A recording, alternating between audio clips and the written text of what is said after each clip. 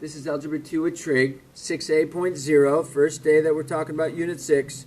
We're going to talk about exponential growth and exponential decay. We have an example of Alice in Wonderland when she has to get smaller and then larger and all the exponential growths that she went through in her little movie. There's a link to the video right there. What we are noticing is we have a new function that we're working with. So notice how this function is different than what you have worked with in the past. We just got done working with x to the second power or x to the third power. This is a number to the x power. So this is called an exponential function. So the exponent is changing. The exponent happens once, it happens twice, it happens 3 times. It's changing. This equation has different parts to it. As usual, the a value's in front, and that's going to be considered our starting amount. Some story problems, we talk about money, and that's the amount that the money's going to start at, and then it grows at a certain rate. So that's just starting amount. And then the growth or decay factor, that is this b value. That's how much it's growing by. So if you are shrinking in size, like Alice shrunk in size, let's say she did half the size. So she starts out at a certain height. Okay, let's say 4 feet tall. She's at 4 feet tall, and she's going to shrink at half. So the first time she shrinks, she's going to be 2 feet tall, then 1 foot tall, then 6 inches tall, then 3 inches tall. She's at the perfect height that she needs to be. So that's what that b value is. And we'll talk about it here. Exponential growth. Your equation represents exponential growth if the b value is greater than 1. If this b value is bigger than 1, let's just make it simple and call it a 2. Then we'll take her height of 4 feet of Alice. 4 feet times 2 made her 8 feet. Or 4 feet times 2 times 2 made her 16 feet. Right? We're going to do it multiple times. So 4 feet times 2 times 2 times 2, whatever the x happens to be, the repeated amount of times, is how this equation works. So if the a value is bigger, or this b value is bigger than 1, it'll make your final answer larger because you're increasing the size. Now, for you to be exponential growth, just exponential function, the a value has to be a positive. It cannot be reflected over the x-axis. You're going to do problems that are reflected over the x-axis. Those just are not considered exponential growth functions. And the x value needs to be positive. So it's got to be greater than 0. You can't have negative exponents. Exponential decay. For her size, Alice's size, to shrink, we start with maybe 4 feet. And for her to shrink by size, we take half of it every time. So 4, then half of it is 2, and half of it is 1. We're repeating this half, half, half. That is a b value that is between 1 and 0. It can't be negative, so we have to do a limitation to how small it can become. But that b value needs to be a fraction greater than 0, but less than 1. Of course, x still has to be a positive number, and a has to be a positive number. In these situations, you can know if you have exponential growth or exponential decay. So we'll come down and look at our table and see if we can determine the equation from our table. So here we have 0, 4, 1, 2, 2, 1. You see the numbers are getting smaller for the function. For the y value, the numbers are getting smaller. How are they getting smaller? Well, here, correct, we took half, and then we took half. We multiplied by a half. Don't think about it as divided by 2. Think about it as multiplying by a half. Because this equation does not deal with division. This equation deals with multiplication. So 4 times a half makes 2. 2 times a half makes 1, and so forth, all the way down. So we know that our b value is going to be a half. Now our a value is going to happen on the y-axis. It's the y-intercept. So when x is 0, tells you that you are going to do no multiplying to the 0 power, b to the 0 power, regardless of what that is. In this case, it's a half. Half to the 0 power is just a value of 1. So a times 1. So when x is 0, you're just getting your a value. So when x is 0, then you know your a value. And that's going to give us a 4. So now we know the equation. The a value is 4. The b value is a half to the x power. You know this is exponential decay because the b value is smaller than 1 but greater than 0. So it's decay because a is greater than 0 and b is less than 1 but still greater than 0. So there's our equation. Any questions about that?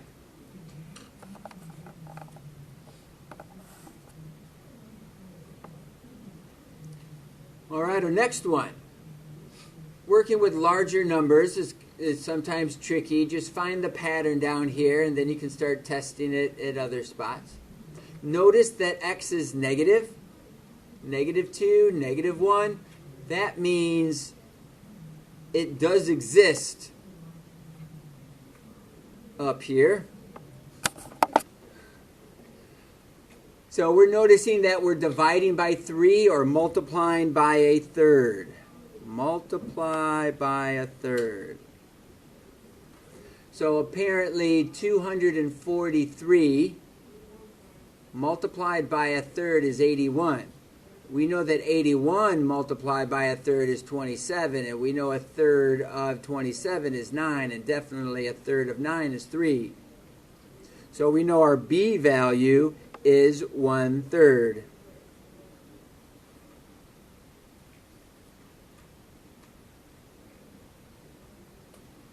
Looking for our a value. Our a value is when we're not having any calculation by our growth factor. So when x is 0, that makes a value of 1, because any number to the 0 power is 1, so a times 1 is a. So we need to figure out where x is 0, and that happens at 27. So our equation is going to be a times b, which is 1/3, to the x power.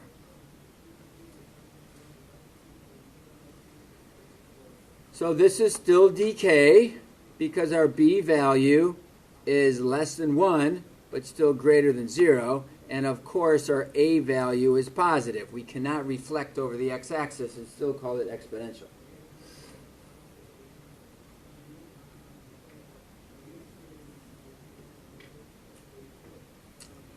All right, I figured it out. Up here, I kind of had this in a funny order. If you care to make a change here. What we were thinking about here would have been a, b to the x power, where the b value has to be greater than 1, and the a value is greater than 0, not the x value greater than 0. And the same thing, same equation in this case. It's a b to the x power, where the b value is between 0 and 1, and the a value is greater than 0.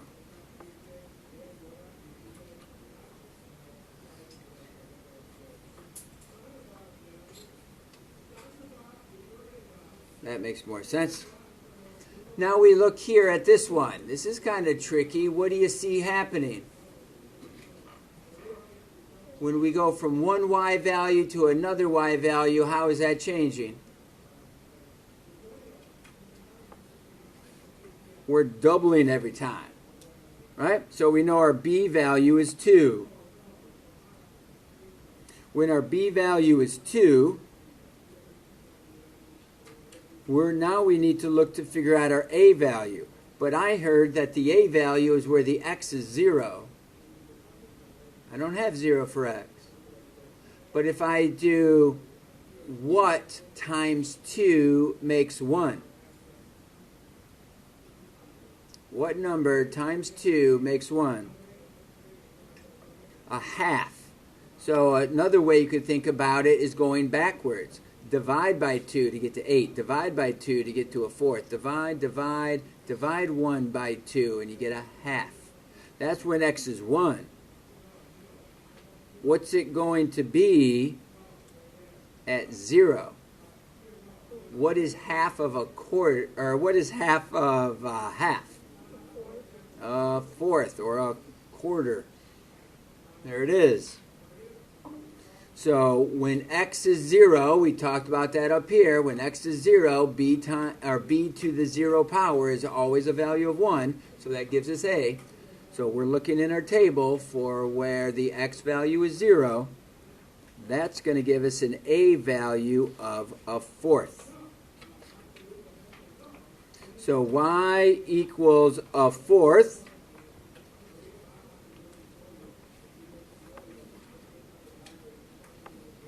To the second power, or times 2 to the x power. Now let's discuss this real quick. Can I do 1/4 times 2? 1/4 times 2. What value do I get when I do 1/4 times 2? You get a half. 2 over 4 can be reduced to 1/2. Are my numbers going down, getting smaller?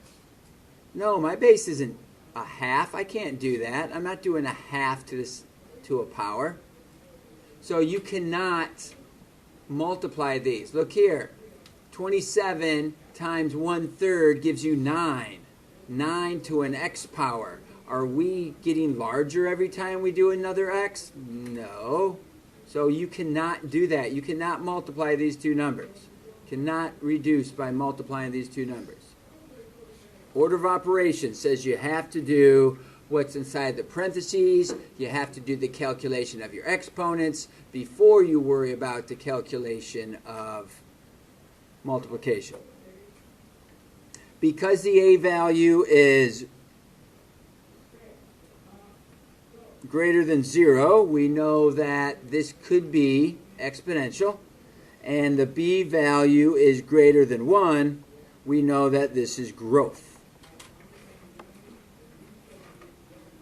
So we have a growth function. Questions about that? To help us calculate where we got these numbers from, I took 16, and you take half of it to get to your 8, and half of it to get to your 4. I'm doing the opposite of the doubling. I'm taking halving, and I half it, and I half it. So 1 times a half gives me a half. Okay, so 1 times a half gave me this half. I did 16 times a half, 8 times a half, 4 times a half. So 1 times a half gives me a half. A half times a half gives me a fourth. So if you have 50 cents, what is half of 50 cents? A quarter. 1/4 of a dollar, 25 cents. So if you notice, the denominator is getting larger. In this case, we have 2, 1, 1 over 2, 1 over 4. And then it would be 1 over 8, 1 over 16, 1 over 32, because that denominator is getting bigger because you're multiplying by that repeated 2 on bottom. So that's where those came from. I took half of 1 to get a half. I took half of a half to get a fourth. Half of a fourth would be an eighth, if you kept going. Eighth, a 16th.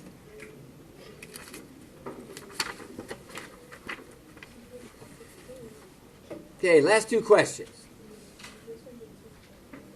We're going to create a table using this equation. Now I'm going to change the table on us a little bit. I notice that this is 2 to the x power.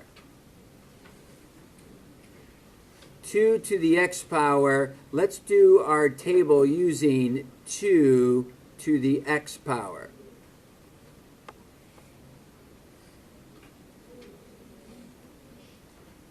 And your x values, they really can be anything. You could put 0 first. Just to try to make some things clear, I'll put -2, -1, 0, 1, and 2. Just to show us how the pattern does keep increasing or changing as we move to x's are negative. So 2 to the x power. Well, I know that 2 to the 0 power is what number? 2 to the 0 power. Just 2 to the 0 power. 2 to the 0 power, any number to the 0 power, is 1. 2 to the first power. 2 to the first power is 2. That's pretty clear. 2 to the second power, 4. And you see that it's multiplying by 2 every time because that's our base. Well, what would it be going in the other direction? What is 2 to a negative exponent? That's going to be 1 over the 2.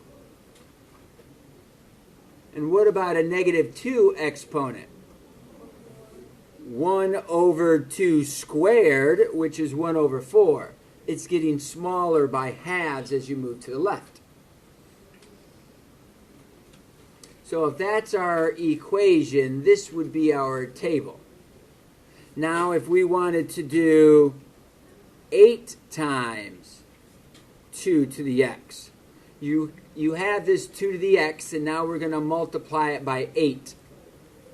So we'll start with the easy one. 8 times 1, 8 times 2, 8 times 4, 8 times a half, and 8 times a fourth.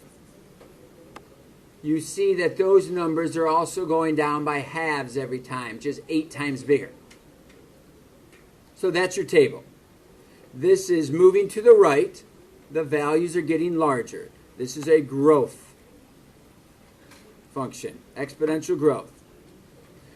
The a value is greater than 0, and the b value is greater than 1. So that makes it exponential growth.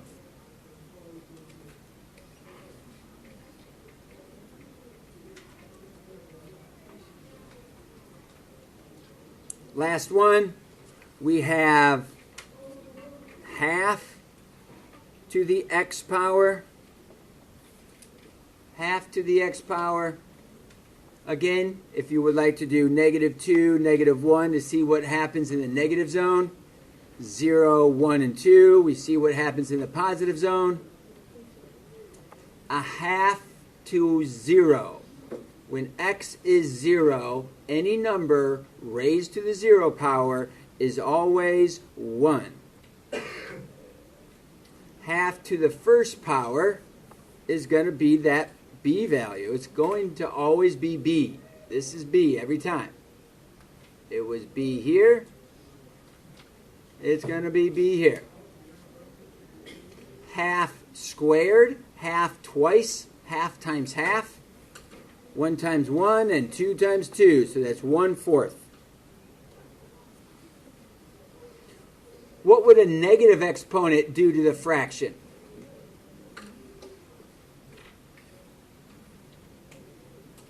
Can't say put it into the denominator, can we? Because that's kind of weird. So what does the negative do to a fraction? It would flip it over. You could think about distributing it into your fraction. Now they both have negative exponents, so they have to go to the opposite side. It makes the fraction flip over. So it's going to be double as we move to the left. Negative 2 is going to flip the fraction over and square the 2, so that makes 4. Because the b value is less than 1 but greater than 0, because it's a half, we see as we move to the right, our y values are getting smaller. So it's decay. And of course, our a value is greater than 0.